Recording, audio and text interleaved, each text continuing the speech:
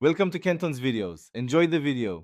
In this video, I will explain how to replace your Nissan Maxima tail light.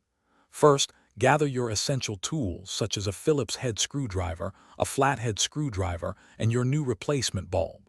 Always ensure your vehicle is turned off and the engine is cool before you begin any work. This ensures your safety and prevents any accidental electrical issues. Having everything ready makes the process much smoother. Now, let's get started. Once you have your tools, locate the tail light assembly. You'll typically find a few screws or plastic clips holding it in place. Carefully remove these fasteners. After the screws are out, gently pull the entire tail light housing straight back from the vehicle. Be careful not to force it as there might be hidden clips. Once the assembly is loose, you can access the bulb sockets. Quick recommendation: if you're finding this video helpful, please hit that like button and subscribe for more DIY car tips. And on another note, staying hydrated during any project is key.